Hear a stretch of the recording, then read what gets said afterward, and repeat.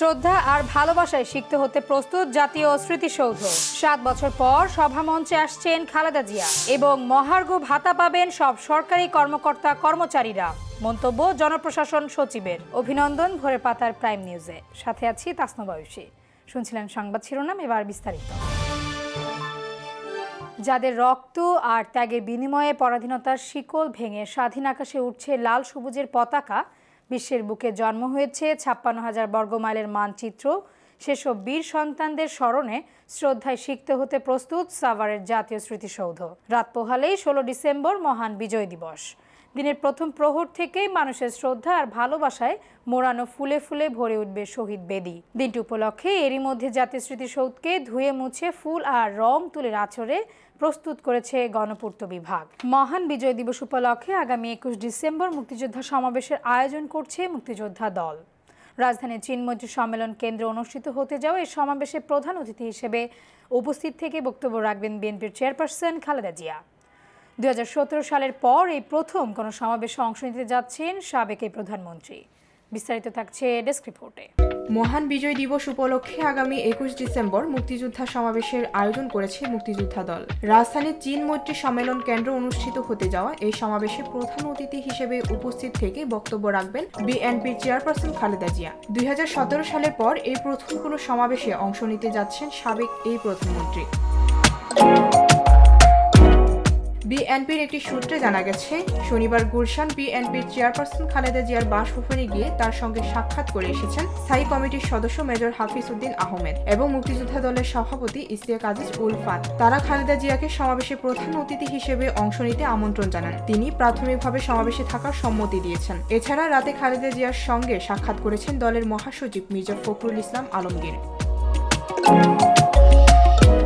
খালেদা জিয়া যদি সমাবেশে অংশগ্রহণ করে তাহলে সমাবেশ ২ ঘন্টার মধ্যে শেষ করা হবে। খালেদা জিয়া ছাড়াও দলের ভারপ্রাপ্ত চেয়ারম্যান তারেক রহমান ভার্চুয়ালি যুক্ত থাকবেন। সারা দেশ থেকে মুক্তিযোদ্ধা দলের শীর্ষ নেতারাও সমাবেশে যোগ দেবেন। এ ব্যাপারে জাতীয়তাবাদী মুক্তিযোদ্ধা দলের কেন্দ্রীয় সাধারণ সম্পাদক মুক্তিযোদ্ধা সাদেক আহমেদ এক সংবাদ মাধ্যমকে বলেন, বিজয় দিবসের অপর ২১ ডিসেম্বর মুক্তিযোদ্ধার সমাবেশ হবে। সব সরকারি কর্মকর্তা ও কর্মচারী মহার্ঘ ভাতা পাবেন বলে জানিয়েছেন জনপ্রশাসন মন্ত্রণালয়ের সিনিয়র সচিব মোহাম্মদ মোখলেসুর রহমান।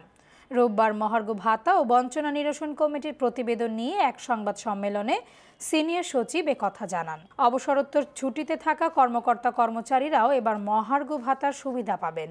এরই মধ্যে সরকারি চাকরিজীবীদের মহার্ঘ ভাতার বিষয়ে কমিটি গঠন করেছে অর্থ বিভাগ। কত শতাংশ মহার্ঘ ভাতা দেওয়া হবে সেটি কমিটি ঠিক করবে বলেও জানিয়েছেন মোখলেসুর রহমান। আগামী ২০ ডিসেম্বর টঙ্গীর ময়দানে ৫ দিনের জোর ইজতেমার অনুমতি ও মাওলানা সাদকে আসার নিশ্চয়তা দেওয়ার দাবি জানিয়েছেন সাতপন্থীরা। সচেতন ছাত্র সমাজের ব্যানারে গাজীপুর পুলিশ কমিশনারের কার্যালয়ের সামনে মানববন্ধন পালন করছেন তারা। রোববার সকাল ৯টা থেকে জিএমপির সদর দপ্তরের সামনে এই মানববন্ধন শুরু হয়। আগামীকাল সোমবার রাত ১১টা ৫৯ মধ্যে দাবি পূরণ না হলে মঙ্গলবার সারা দেশ থেকে লক্ষাধিক সচেতন ছাত্র প্রধান উপদেষ্টার বাসভবনের সামনে অবস্থান কর্মসূচি পালন করবে বলে জানানো হয়েছে। মানববন্ধনে বক্তারা বলেন, জুলাই ২৪ বিপ্লবে হাজারো ছাত্র জনতার রক্তের বিনিময়ে অর্জিত এই বাংলাদেশের সব ক্ষেত্রে বৈষম্য নিরসনের এক মহৎ উদ্দেশ্য নিয়ে বর্তমান অন্তর্বর্তীকালীন সরকার গঠিত হয়েছে। আমরা বৈষম্যের বিরুদ্ধে অবস্থানকারী সচেতন ছাত্র সমাজ দৃঢ়ভাবে বিশ্বাস করি। প্রফেসর ডক্টর মোহাম্মদ ইউনূস স্যারের মতো একজন বিশ্ববরেণ্য ও সমাদৃত ব্যক্তির নেতৃত্বে গঠিত উপদেষ্টা পরিষদ বিশ্ব দরবারে বাংলাদেশকে অর্থনৈতিক, সামাজিক, রাজনৈতিক এবং সাম্প্রদায়িক সম্প্রীতির ক্ষেত্রে এক অনন্য উচ্চতায় নিয়ে যাবে এবং সব ক্ষেত্রে বৈষম্য দূর করে ন্যায় ও ইনসাফ প্রতিষ্ঠা করবে। ভাষা সৈনিক গোলাম কাউসার টানা ৯৬ বছর বয়সে ইন্তেকাল করেছেন। ইন্না লিল্লাহি ওয়া ইন্না ইলাইহি রাজিউন। শনিবার সকালে বার্ধক্যজনিত কারণে নিজ বাসভবন মেহেরপুর শহরের ১ নম্বর ওয়ার্ড পুরাতন পোস্ট অফিস পাড়ায় তিনি মারা যান। বিস্তারিত থাকছে ডেস্ক রিপোর্টে। ভাষা সৈনিক গোলাম কাউসার টানা ৯৬ বছর বয়সে ইন্তেকাল করেছেন। ইন্না লিল্লাহি ওয়া ইন্না ইলাইহি রাজিউন। শনিবার সকালে বার্ধক্যজনিত কারণে নিজ বাসভবন মেহেরপুর শহরের ১ নম্বর ওয়ার্ড পুরাতন পোস্ট অফিস পাড়ায় তিনি মারা যান। গুলাম কাউসারের ছেলে মেহেরপুর প্রেস ক্লাবের যুগ্ম সাধারণ সম্পাদক জিএফ মামুন লাকি তার বাবার মৃত্যুর তথ্য নিশ্চিত করেছেন। তার 3 ছেলে 6 মেয়ে, নাতি নাতনি ও আত্মীয় স্বজন সহ অসংখ্য গুণাগ্রহী রয়েছে। রোববার সকাল 10টায় জানাজার নামাজ শেষে মেহেরপুর পৌর কবরস্থানে এই ভাষা সৈনিককে দাফন করা হবে বলে পরিবারের সূত্রে জানা গেছে। 52 এর ভাষা সৈনিকদের হত্যার বিরুদ্ধে যে কয়জন মেহেরপুর প্রতিবাদ ও মিছিল করেছিলেন তাদের মধ্যে গুলাম কাউসার জানা অন্যতম। ভাষা আন্দোলনের সময় মেহেরপুরে যে ভাষা সংগ্রাম পরিষদ গঠন করা হয়েছিল সেই কমিটির সাধারণ সম্পাদক ছিলেন গুলাম কাউসার এবং সভাপতি ছিলেন মুন্সি সাখাওয়াত হোসেন। গুলাম কাউসার 1930 সালে রতনপুর মিশন হাসপাতালে জন্মগ্রহণ করেন। বাবা তিনকড়ি শেখ, মা জয়তুন্নেছা। গুলাম কাউসার জানা 71 সালে মহান মুক্তিযুদ্ধে অংশগ্রহণ করেছিলেন, তবে তিনি মুক্তিযুদ্ধে রাষ্ট্রীয় খেতাব পাননি। রাষ্ট্রীয়ভাবে মূল্যায়িত না হলেও প্রতি বছর মেহেরপুর জেলা প্রশাসন মহান ভাষা আন্দোলনকারীদের হাতে সম্মানসূচক ক্রেস্ট ও ফুল তুলে দিয়েছে। ডেস্ক রিপোর্ট, ভোরের পাতা। এবার আন্তর্জাতিক সংবাদ।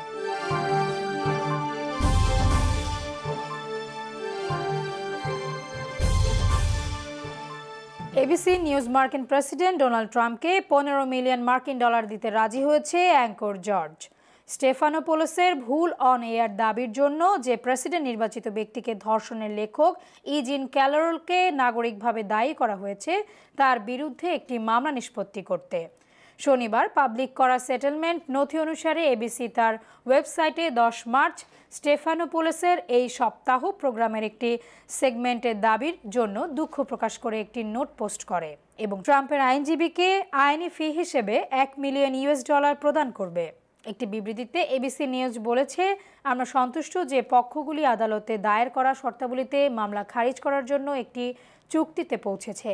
ন্যান্সি মেস আরএসসি এর সাথে একটি সাক্ষাৎকারের সময় অ্যাঙ্কর দাবি করার কয়েকদিন পর ট্রাম্প মানহানির জন্য স্টেফানোপোলোস এবং এবিসি এর বিরুদ্ধে মামলা করেছিলেন।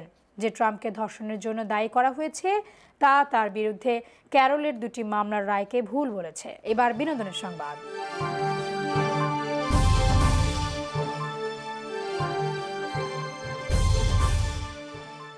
অবিশ্বাস্যভাবে যুক্তরাষ্ট্রের ভেন্টুরা কাউন্টির একটি পরিত্যক্ত স্টোরেজ ইউনিট থেকে প্রয়াত বিশ্বখ্যাত পপ তারকা মাইকেল জ্যাকসনের 12টি অপ্রকাশিত গানের ক্যাসেট উদ্ধার করা হয়েছে।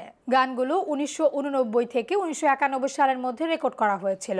যা কিংবদন্তি শিল্পী মাইকেল জ্যাকসনের এই বিরল আবিষ্কারটি করেন একজন প্রাক্তন California highway patrol officer Greg Mosgrove. শখের বশে ট্রেজার হান্টিং অর্থাৎ লুকিয়ে থাকা মূল্যবান সামগ্রী খোঁজার একটি অভিযান শুরু করেন তিনি।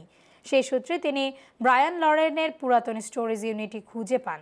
ব্রায়ান লরেন ছিলেন একজন বিশ্ববিখ্যাত সঙ্গীত প্রযোজক যিনি মাইকেল জ্যাকসনের সঙ্গে ঘনিষ্ঠভাবে কাজ করেছেন। এবার খেলাধুলার সংবাদ। বার্সেলোনার পয়েন্ট হারানোর সুবাদে রিয়ালের সামনে সুযোগ ছিল মৌসুমে প্রথমবারের মতো শীর্ষে ওঠার। রায়ো ভায়াকানোর বিপক্ষে রোমাঞ্চকর এক ম্যাচে এগিয়ে গিয়েও শেষ পর্যন্ত জিততে পারেনি রিয়াল মাদ্রিদ। 6 গোলের রোমাঞ্চ শেষে শেষ পর্যন্ত 3-3 গোলের ড্রয়ে হতাশা নিয়ে মাঠ ছেড়েছে রিয়াল। ভায়াকানোর মাঠে শুরু থেকেই জমে ওঠে খেলা। মাত্র 4 মিনিটের মাথায় রিয়ালকে চমকে দিয়ে এগিয়ে যায় স্বাগতিকরা। ফুর্তুসের ক্রোশে দারুণ এক হেডে দলকে এগিয়ে দেন উনাই লোপেজ। 36 মিনিটে লিড দ্বিগুণ করে ভায়াকানো। পলজনের অ্যাসিস্টে বল জালে জড়ান আব্দুল মুমিন। 2 গোলে পিছিয়ে পড়ে রিয়াল তখন দিশেহারা। ম্যাচে ফিরতে অবশ্য বেশি সময় লাগেনি তাদের। 39 মিনিটে 1 গোল শোধ করে ভালভার্দে। গোলারের পাসের বল পেয়ে দুর্দান্ত এক শটে কিপারকে পরাস্ত করেন তিনি। সংবাদ শেষ করার আগে শিরোনামগুলো আরও একবার। শ্রদ্ধা আর ভালোবাসায় শিখতে হতে প্রস্তুত জাতীয় স্মৃতিসৌধ।